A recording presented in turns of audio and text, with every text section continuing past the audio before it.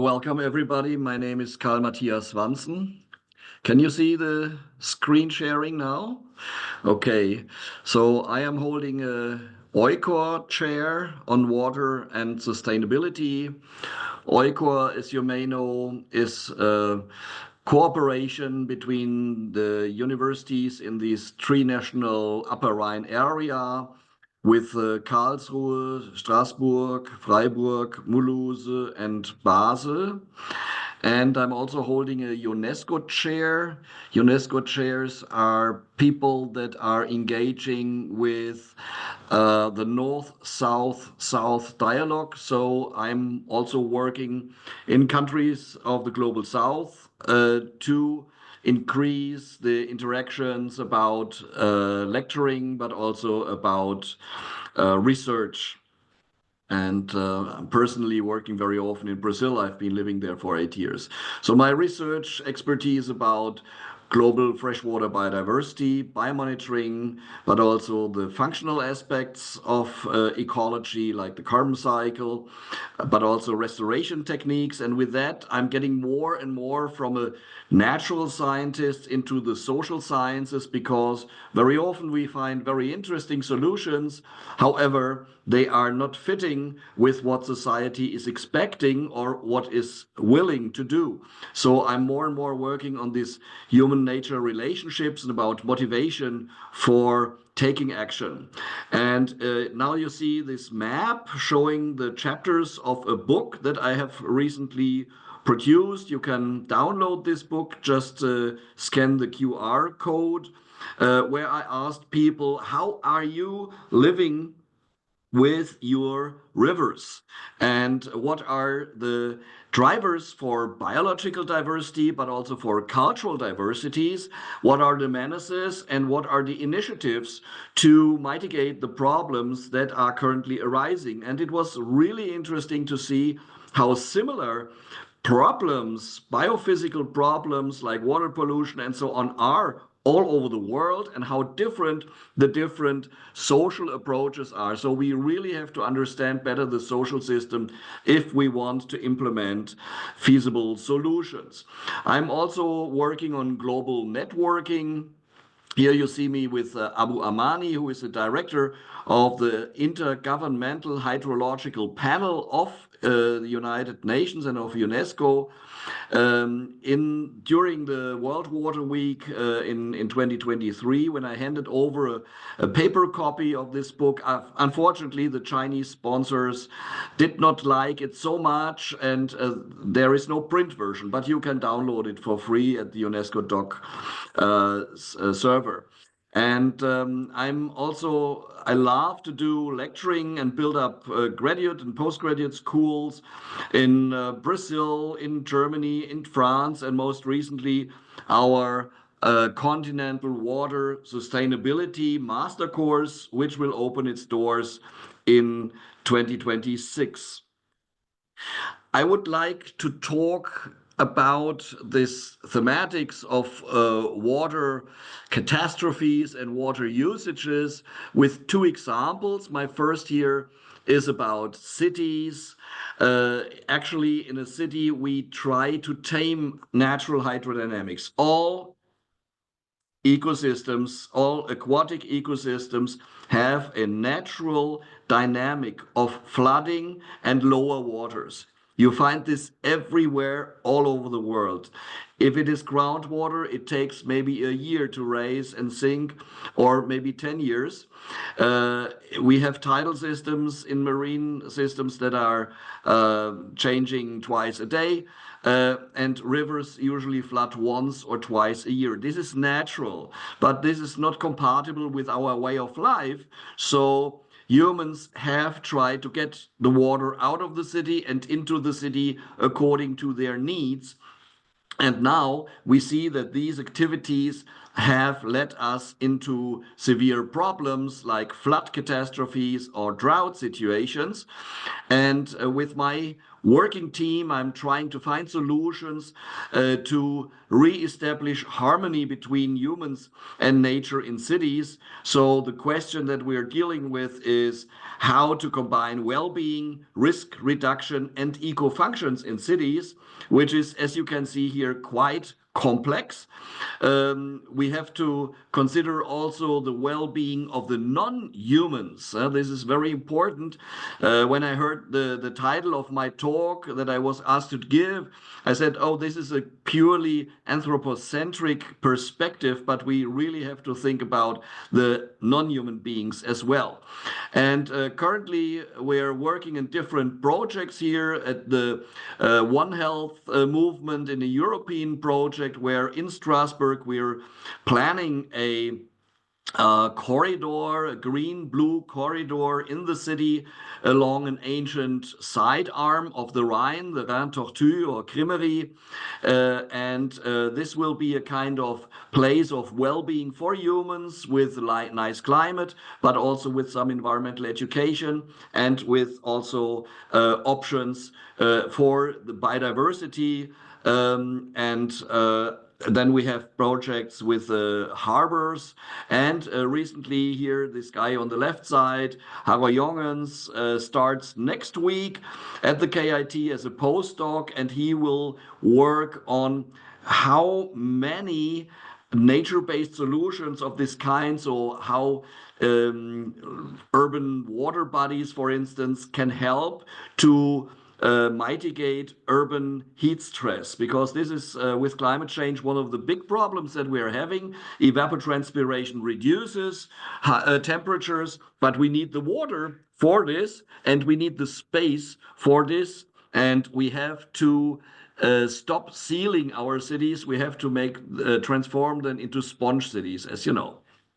The question that we have to ask in this context is, how wild do you want to have your city? So on the left here, you see a picture of Paris with a canal downtown, which is appreciated by the population, but not so much by the biota. There is just not enough habitats. Very often in the urban context, we have pollutions, not so much in Paris, but in many other cities. And so how can we make this more compatible? So here on the third picture, you see Basel, where Yijin Kao is currently studying bathability, so how many people would like to return to nature, return to go bathing in the city. We have this in Basel, we have this in Munich and in other places of the world, and these people are also motivated to allow more wilderness in the cities. However, nature does not have the least interest to deliver these so-called ecosystem services. Nature is nature, and the organisms have their own needs. They want to survive, they want to reproduce, and they want to have their offspring to reproduce. That's actually the driver for evolution. So we have to see how can we balance between what we want in terms of reintegration, nature in the city at one hand, and avoiding risks from waterborne diseases. Here you see this very nice mosquito, which is able to transmit about 20 different tropical diseases. So we really have to be aware of that. And our management plans are now how to reduce risk and how to optimize the advantages of restoring nature in the city. And this goes along with perception. So how do people perceive the environmental quality in their city, and how does this motivate them to take action in NGOs or in other social movements, participate in the administration of the city, in politics, and so on? And I have currently 4 PhD students working worldwide on this thematics. So Raita Bala in Kinshasa, Congo Democratic Republic, she is coming from there. She has reminds her own youth, childhood, when she could go bathing in this stream, and today it's totally polluted, especially with plastics. And this disgust is really a big hindrance to take action. So people prefer to have these streams then channelized, as they were doing it in the past centuries here in Europe. And only today we are daylighting these streams, which means we bring them up again to the surface. We are integrating them into a blue-green network. Yijin Cao has been working in China and France with artificial images, and she asked, actually worldwide, with a network of UNESCO water museums, how would you like your river? And people could tick the boxes for these different scenarios, and then she made additional interviews asking, what is your background? It was very interesting. In China, for example, it's the memory of elder people that were living in the phase before the stream has been totally degraded, and they say, we want to have the environmental quality of our childhood back again. In France, where people have already been living with a more or less degraded nature, here it is the frequency of the visitors that is relevant. So the more often the people expose themselves to nature, the more they love it and the more they are getting engaged with it. And here a third example, now let me flow. It's from Alvin Vasayil, my Indian student in Kerala, who has been studying the governance mechanisms. And Kerala is really, I would say, a fantastic example how this top down from governance and bottom up from the people can work together. The government is really asking the people, how would you like to get engaged in this process, and is supporting this with a lot of education processes and so on. And the people have, despite having very little technical and economical options, restored hundreds of kilometers of streams in this southwestern Indian state.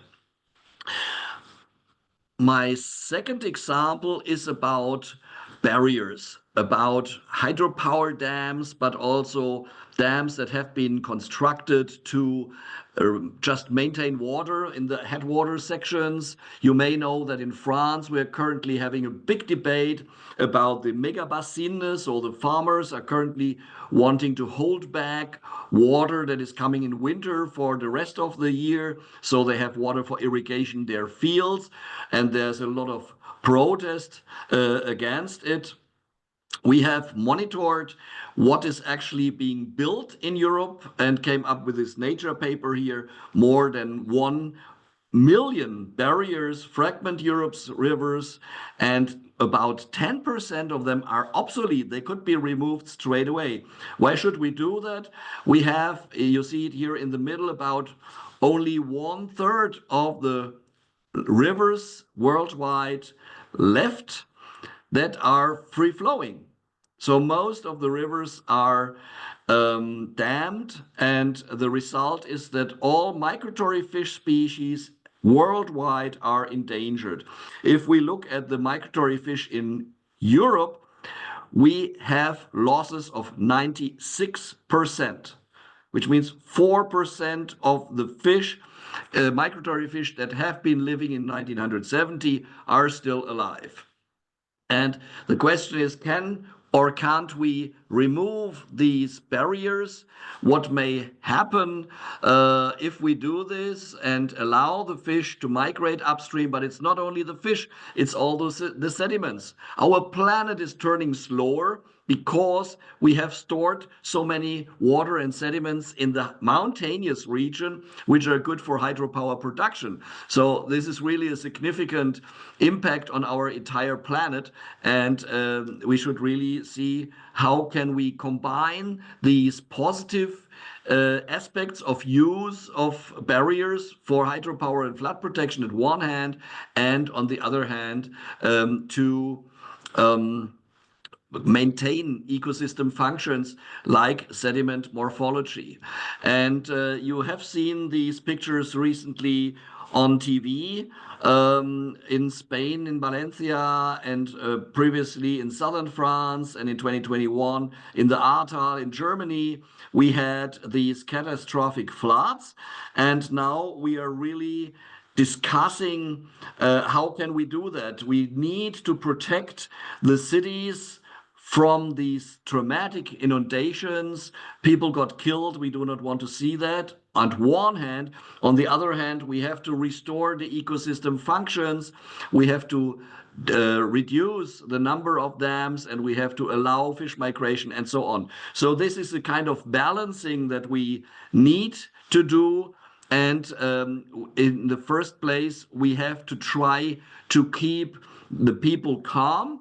You have seen in Spain there were big protests against the king, for instance, and there were big mistakes that were made. Actually, I have been to Valencia some years ago, and just from watching the surroundings, I said, this is a tremendously dangerous situation. You have high mountains very near to the coast where water can accumulate and increase in speed. And then you have a city which ignores its river. They have removed the river from the city center, and they have only thought a little bit about what might happen if we have a flood, which had already occurred only a century ago, but the people like to forget very quickly. So we really have to work on that. And so I'm coming to my last slides. We have a shrinking marge de manœuvre. Our ecosystem resilience is shrinking. At the same time, the restoration costs are increasing, and in between, the people do not want to change. And this is actually putting our situation in the society in a big danger. We must take care not to wait until extreme measures like allowing people to use water only at a certain time of the year have to be installed. So for the debate here, and this is my last slide, my statements, hydro systems are life support systems. We really have to see that ecosystem functions of catchments have to be restored, and we have to increase the sponge effect of the landscape, but not with dams, please. We have to bring the people together that are living in a hydrographic basin as a kind of political unit.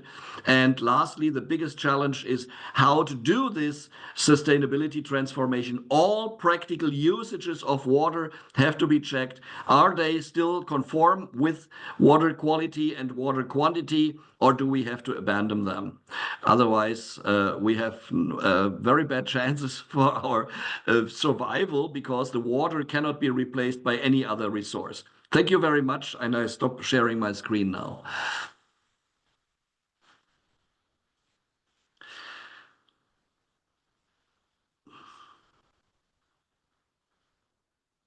Thank you, Matthias Wantzen, for this great first presentation. So I would like to switch to Luisa. If you could share your screen. And you're still muted. Yes, hello. Perfect. Hey, everyone. Thanks for still giving me the time to do the presentation. I will try to be quick because I can see that the time left is not much.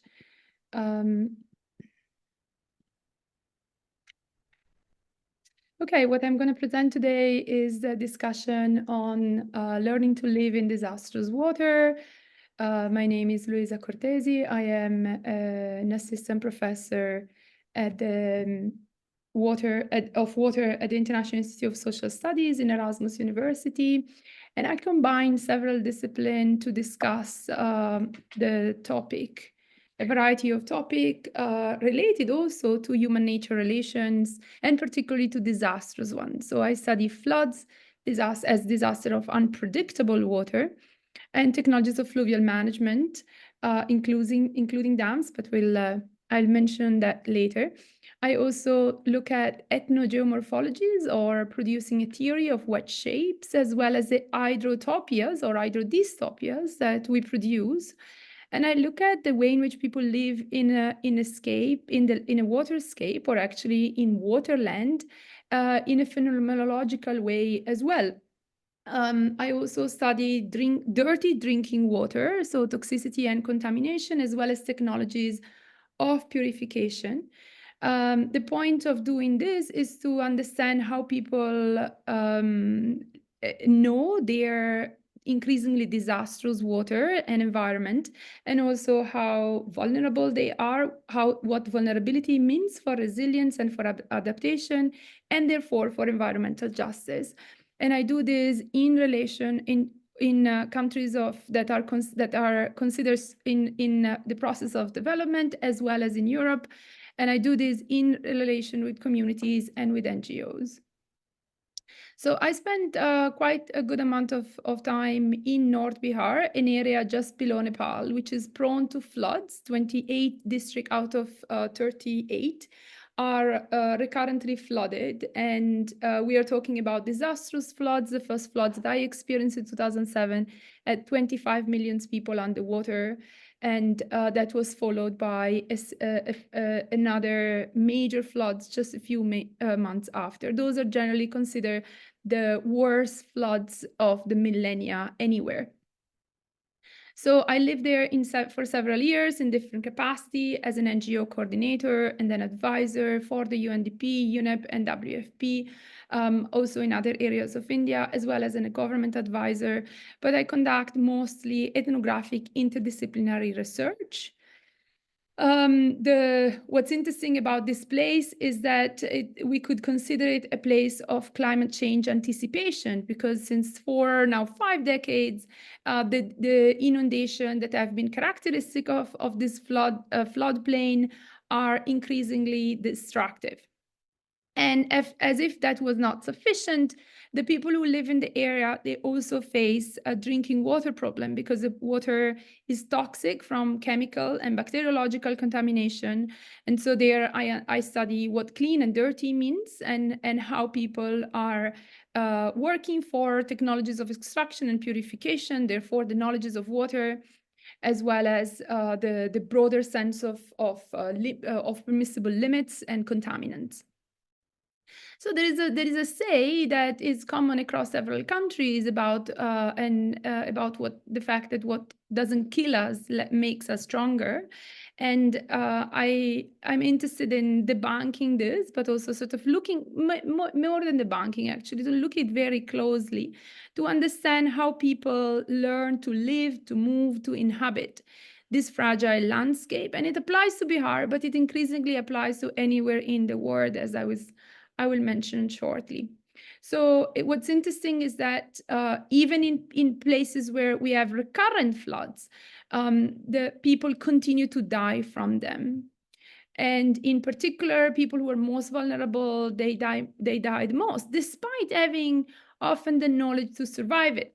For example, it's dramatic, but also curious why the women of Bihar, who are actually they die more often than in floods than men, despite possessing the skills for surviving floods more than men. And that's a complicated different story that I won't tell you today, but they know how to swim more than men do, and yet they die more often from boat capsizing and therefore from drowning.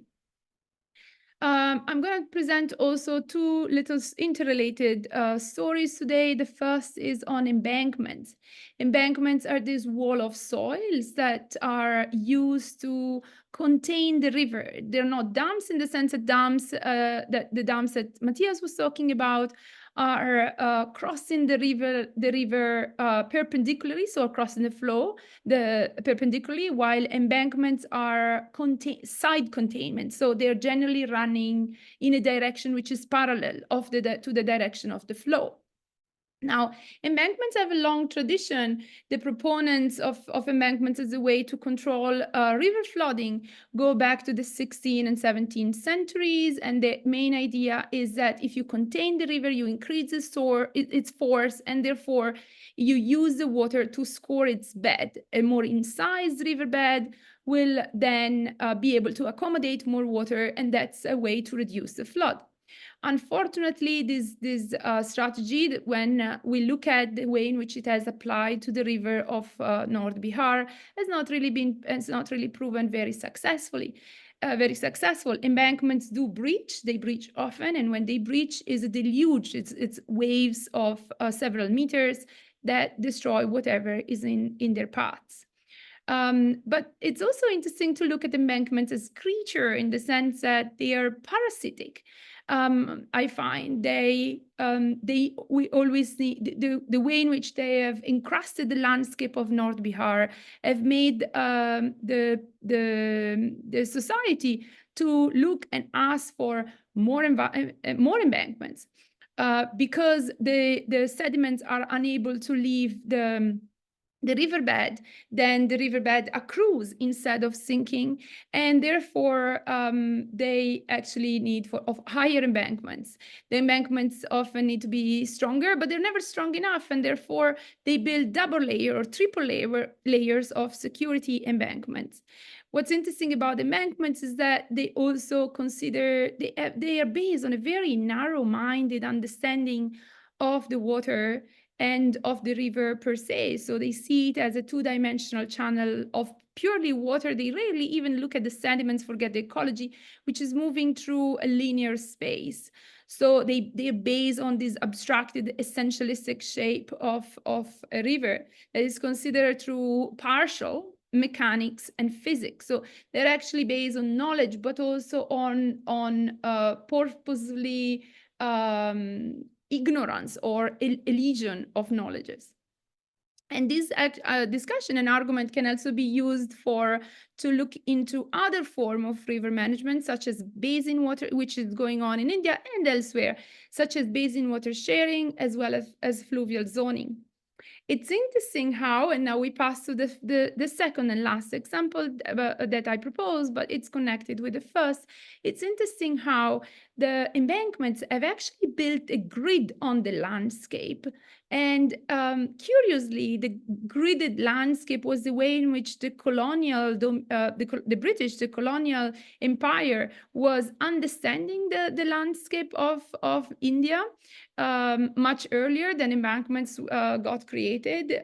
But when we look at Google Earth view of North Bihar, we see a grid of structure, which is generally based on the direction of embankments themselves, and it's composed also of other form of mobility infrastructure, such as railways as well as roads. But what's curious is that instead, local people see other form of shapes in the river. So they see dia shapes, little candles, or round shape with the point, or mango shapes, or shapes where one side is convex. So you can see here what I've shown. This is a dia shape, this is a mango shape, this is another mango shape, and this is again a dia shape. The dia is the name of a little candle. You can also see them in these outlines from Google Earth here. And the question that I want to ask in this landscape is, if we think about how people live and learn and move and inhabit the fragility of this very wet place, then we need to investigate their relationship with the river similarly, but also complementary to the way in which Matthias is proposing to do it. So and actually what's interesting about it is that if we look at the relationship of the river, we learn, and the way in which people learn, we learn a lot about how those who live constantly with unpredictable flood, and that's an oxymoron, right? Living with repeated, recurrent, yet unpredictable floods, are learned to have a relationship with the river that allows them to foresee it, and in some way to also inhabit this landscape. Now, I'm not discounting the fact that this area is ridden by extreme poverty, discrimination, casteism, lack of services, but I'm still curious about the environmental knowledge, their environmental knowledge, our environmental knowledge in other landscape, which are also dealing with unpredictable flooding, and the in-between, which means the global knowledge that we both share for historical and political economic reason, as well as the knowledge that we could learn from each other. And when I talk about knowledge and culture, I'm not only talking about the culture in the abstract way, but I'm also considering a story like this. This is a place again in North Bihar, where people are in this photo. People are discussing, are using a map built by an NGO to discuss the form of embankment, which I have light in yellow, that they wanted to build.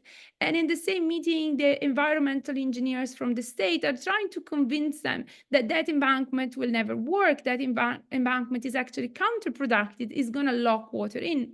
So they still built an environment which, as you see, it isn't really straight. It isn't really containing the river or limiting the river flow.